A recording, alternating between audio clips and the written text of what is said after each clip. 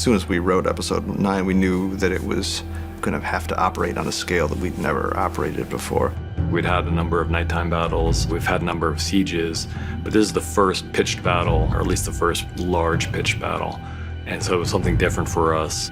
All of it is action with almost no dialogue and lots of horses and many extras and a giant. The amount of supporting artists and the size of the crew, how many cameras they've got going, the magnitude of all the sets and everything. It's unbelievable.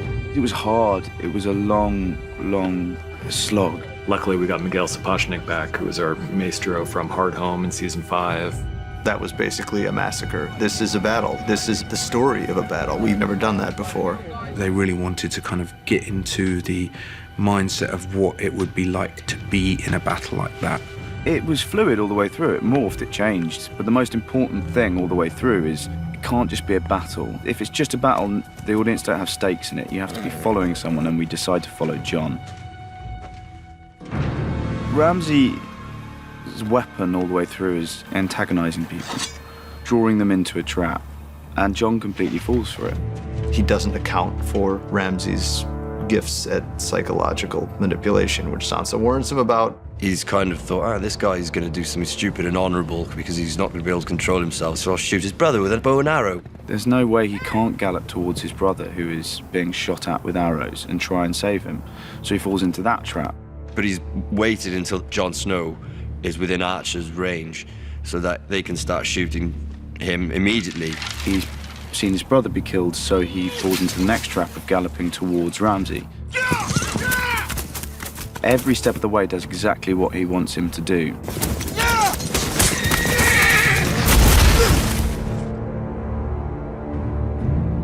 Probably my favorite shot of the whole season is when we're behind Jon Snow and he sees that cavalry wall galloping towards him. And part of the reason it's such a great shot is it's all real. That's 40 horses charging full speed at Kit Harington. Until the last minute, I was stood there facing off against this cavalry charge, which is really scary. We're a bit annoyed because I think everyone's going to think it was CGI, and it wasn't. Camilla, our horse mistress, kept asking every year. She said, give me some more stuff to do. Like, this year was boring. It's just people trotting from here to there on their horses. So finally we gave her enough to do. I read the outline and went, wow, okay, this is adventurous. How are we going to deal with this? It's the biggest amount of horse requirement I've ever had on Game of Thrones. We flew over in May to kind of start discussing how we were going to prep it, how many horses we were going to use. We decided on 80 in the end. So when we first see both armies, we'll use 80 on the Stark side, and then we use 80 on the Boltons, so we're using the maximum. Then when we start to clash, we'll split it in half. When we had horses charging past me, those are all real horses. I obviously work very closely with Rowley, putting it all together. And we make channels so it looks like they're clashing, but they're not. The horses are actually just passing through, like 2-foot channels so they can clear out.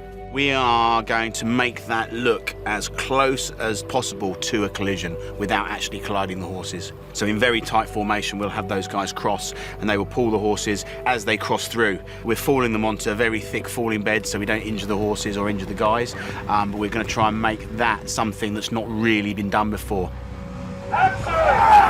You want it to feel crowded and mayhem and like, anything can happen anytime, but I really don't want anything to happen anytime. I want what we plan to happen and it look really cool and let's not hurt anybody.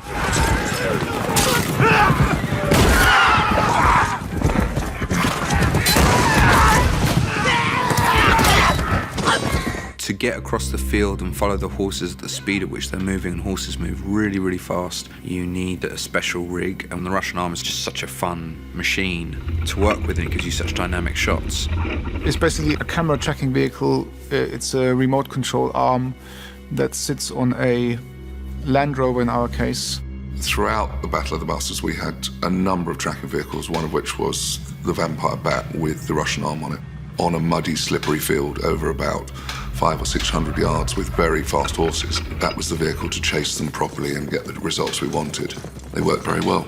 The results were amazing. Go! Go! Follow your commander! You've got two giant armies that are opposing one another. You're not going to have more than a few hundred extras on one side or the other, so you've got a lot of crowd replication. We had a lot of cavalry, a lot of infantry. 1-1, the giant is involved.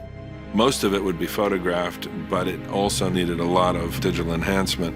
You've got things happening that you can't shoot in any real way. You've got a giant punching out a horse. We shoot horses falling and charging toward one another that we can use as elements, but we start to get into complex areas that we haven't really broken ground with on the series before, where it is fun and exciting, but also very challenging.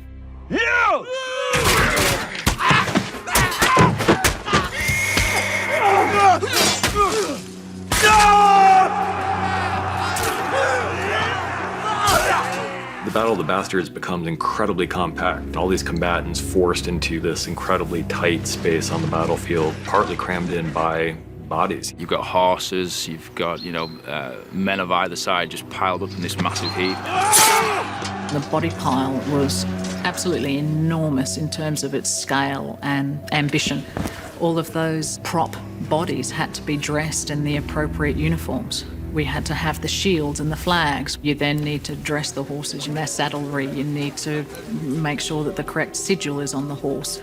Even though I know that all of these bodies are fake, it was deeply moving. It's pretty grim, it's very brutal actually to look at. I've never seen that before ever.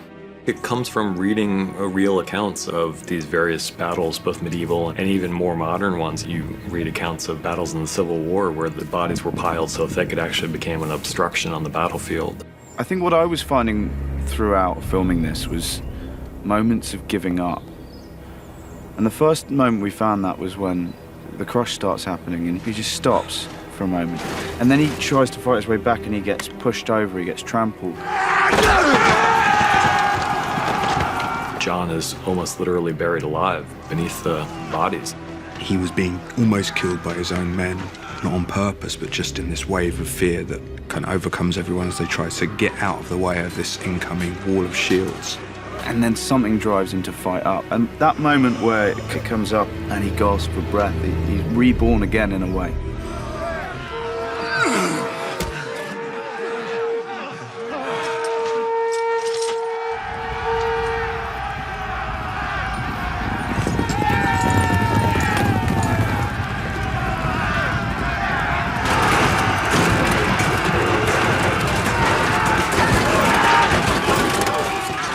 Winterfell's a place that really means so much in the context of the show, and the episode is really about bringing things home.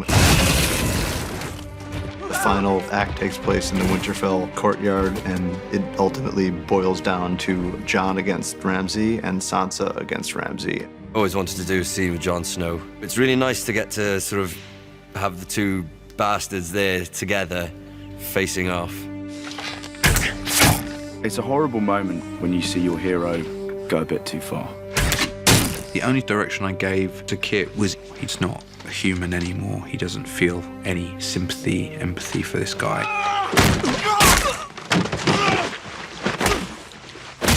We actually spent an entire day, 10 hours, with Kit on top of Ewan, beating him. And I just shot it from every single angle I possibly could. And what we wanted to try and get with that was that he's just kneading bread. He's just flattening this person's face, and that's what's changed in Jon for me. A monster has risen in him a bit, which I think should be unsettling for the viewers. There's nothing he wants more than to beat Ramsay to death with his own fists, and then he sees his sister. I think Jon then realizes, as he's about to kill him, he's on the verge of death. He realizes this is your fight, this is your guy to kill, because he understands what she's been through. Where is he? It's a very justified ending so that Sansa has the power in the end. Your house will disappear. Your name will disappear. All memory of you will disappear. It's such a strong moment for her because all her life she's been affected by these men who have just done such terrible things to her. It's nice to get to do a final scene with Sophie after last season. And this is the first moment that you actually hear her say, "This won't affect me and I'm stronger than that." It's my favorite scene. Her walk away, that final shot, was so crucial, and just to get that little hint of a smile just right. I think we ended up making poor Sophie do it, 12 or 13 times in the middle of the night. It's not a big smile, it's just a little hint of a smile. Sophie doesn't say very much, but I think it may be my favorite thing that she's ever done on this show.